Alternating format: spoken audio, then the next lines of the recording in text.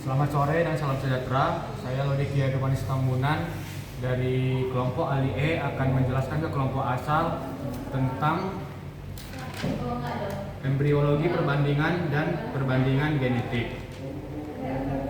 Langsung saja saya akan membacakan hasil diskusi saya. Yang pertama, dari gambar di atas, persamaan dan perbedaan apa saja yang dapat Anda amati. Gambarnya itu yang ini.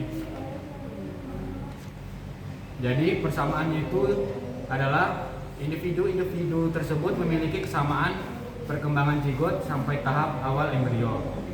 Kalau perbedaannya, masing-masing individu ini berkembang dengan modifikasi menjadi bentuk yang sangat berbeda pada tahap perkembangan embrio tingkat lanjut.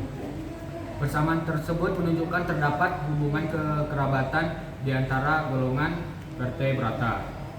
Yang kedua adalah dengan perbandingan di atas, adakah hubungan antara persamaan fase-fase tersebut dengan kekerabatan hewan-hewan tersebut?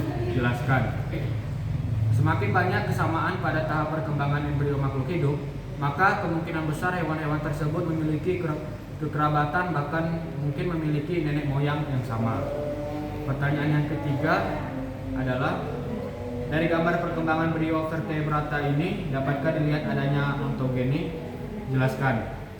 Dari gambar tersebut dapat dilihat adanya ontogeni, karena ontogeni merupakan tahap-tahap pertumbuhan dan perkembangan embrio, atau karena bila melihat perkembangan embrio seperti pada gambar tersebut menunjukkan perkembangan makhluk hidup dari zigot hingga dewasa dikenal sebagai istilah ontogeni.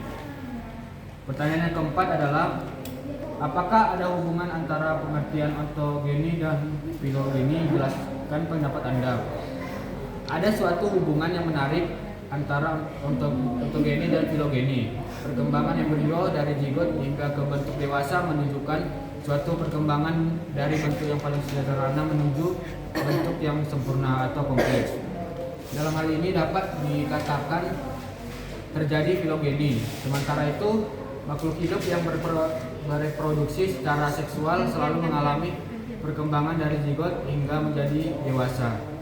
Selalu terjadi ontogeni. Dari kedua hal tersebut dapat dilihat bahwa dalam ontogeni terkandung pengertian terjadinya filogeni. Pertanyaan yang terakhir adalah, deskripsikan tentang perbandingan genetik sebagai petunjuk evolusi. Faktor genetik, ciri atau sifat yang diwarisi dari induk hanya bergabung untuk sementara waktu dalam diri anak, dan dalam generasi berikutnya faktor genetik tersebut akan pecah atau memisah lagi menjadi satuan-satuan yang ada pada induk aslinya. Perbandingan antara teori hukum Mendel dan teori percampuran sifat menunjukkan bahwa teori percampuran ternyata menghasilkan keseragaman, sedangkan eksperimen Mendel menunjukkan hasil keturunan yang beragam. Berdasarkan kedua teori pewarisan menurut hukum Mendel memberi peluang kejadian evolusi biologi makhluk hidup.